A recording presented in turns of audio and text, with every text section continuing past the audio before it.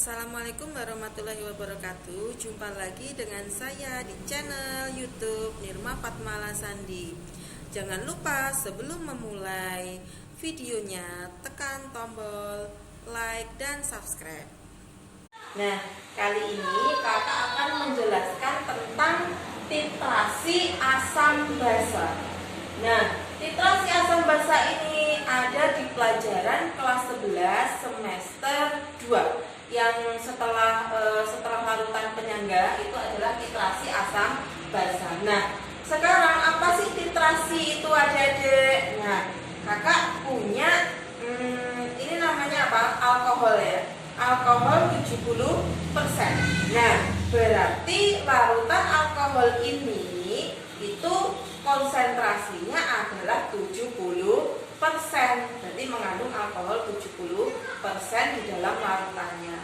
Nah, sekarang kalau misalkan kakak punya larutan itu H2SO4 atau asam sulfat, lalu larutan itu belum diketahui konsentrasinya. Nah, kita disuruh mencari konsentrasi H2SO4 itu pakai titrasi. Jadi kalau kita mengetahui konsentrasi zat yang belum diketahui konsentrasinya itu pakai menggunakan metode yang dinamakan metode titrasi.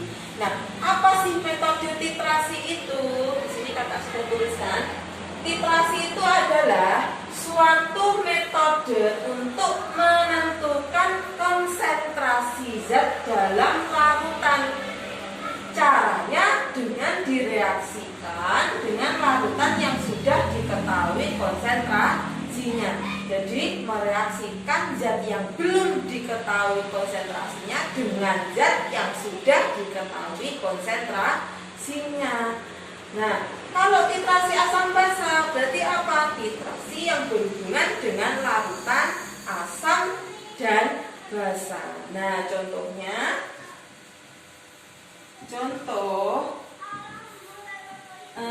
CH3COOH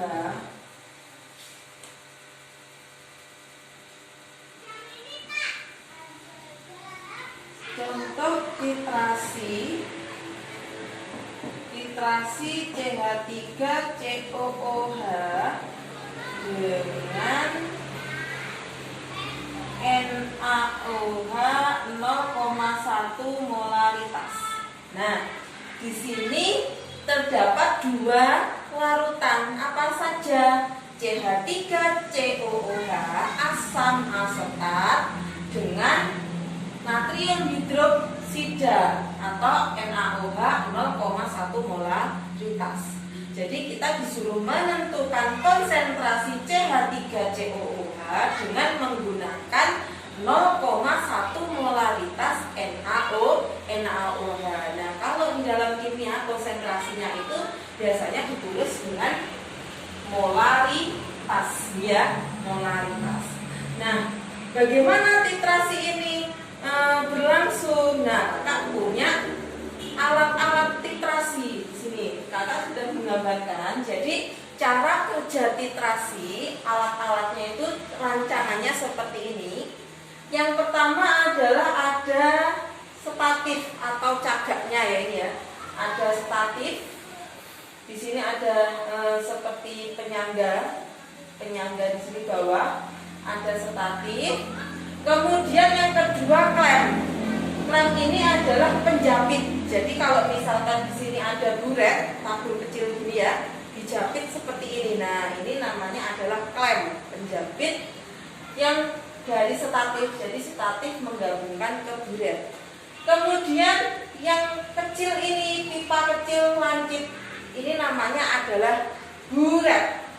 Apa fungsi buret? Buret itu digunakan untuk mengisi titran di sini. Jadi titran itu diisi di buret ini. Nah, titran itu yang sudah mempunyai konsentrasi. Jadi yang dinamakan titran itu yang sudah ada konsentrasinya. Kemudian ini Erlenmeyer. Erlenmeyer itu adalah di mana nanti tempat untuk titrat. Jadi Erlenmeyer ini fungsinya ada adalah tempat titrat itu ada. Jadi di sini CH3COH yang ditentukan konsentrasinya, kemudian NaOH ada di buret itu yang sudah diketahui konsentrasinya. Nah, biasanya CH3COH ini yang di titrat itu ditambah indikator. Indikator asam basa itu bisa phenylalanine, bisa metil biru, ya. Kemudian juga bisa BTB. Nah, itu indikator asam basa. Yang sering digunakan adalah PP phenylalanine. Nah, gimana langkah-langkahnya? Nah, yang pertama langkah-langkah titrasi. Langkahnya tadi apa, Dedek? Titrat itu adalah zat yang belum diketahui konsentrasinya.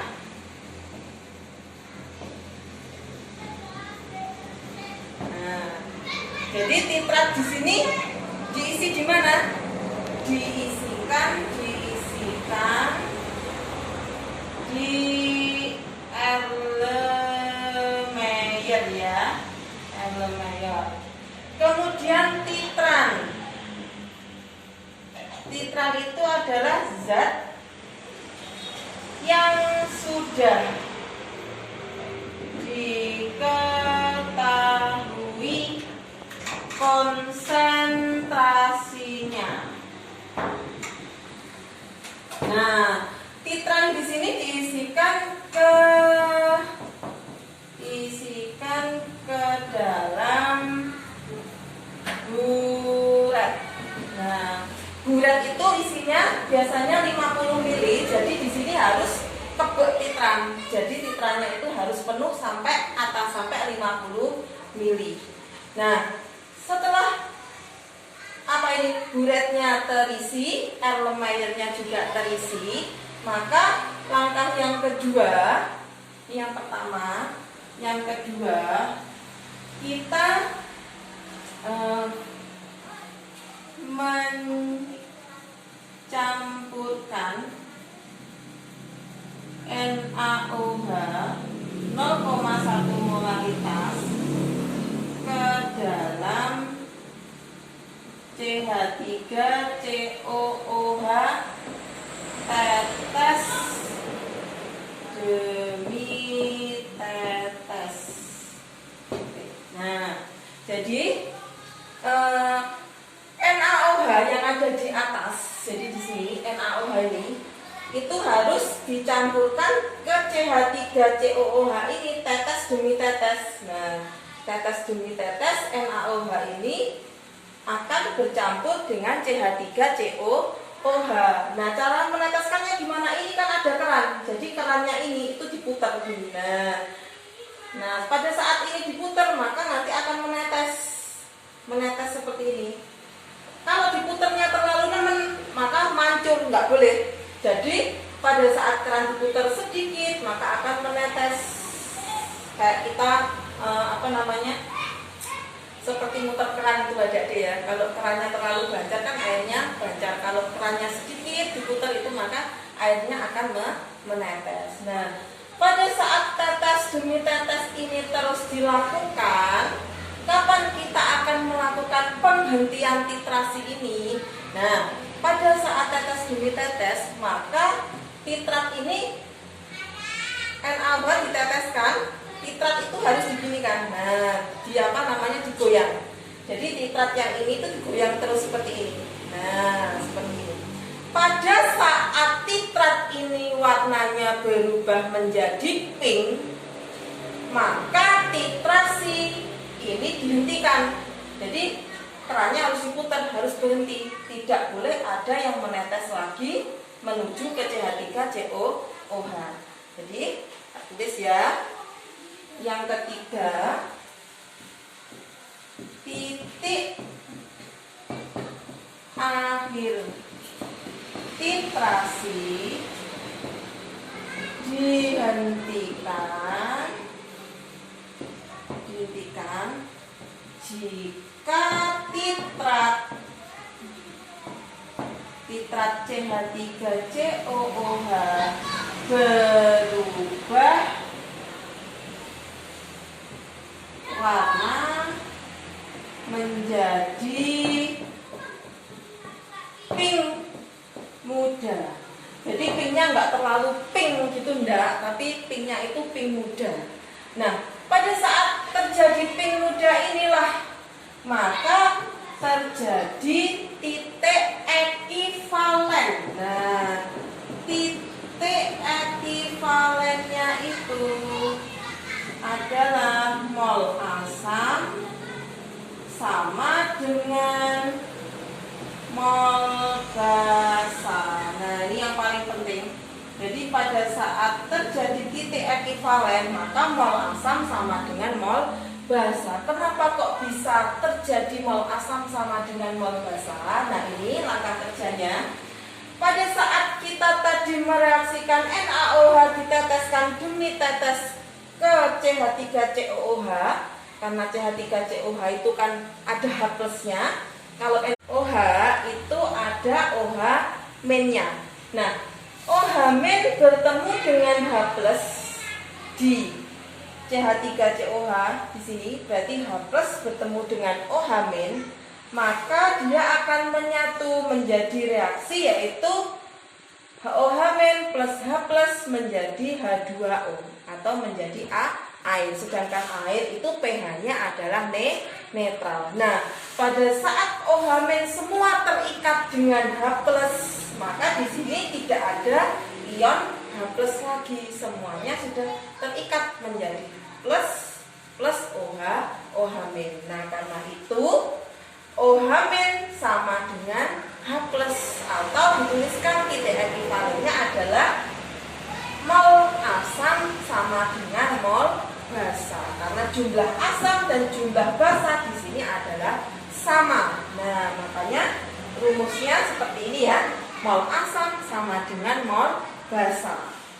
Atau bisa kita tulis mol itu kan sama dengan MVN sama dengan MVN. Di sini M asam dikali V asam dikali valensi asam sama dengan molaritas basa kali V basa kali N basa.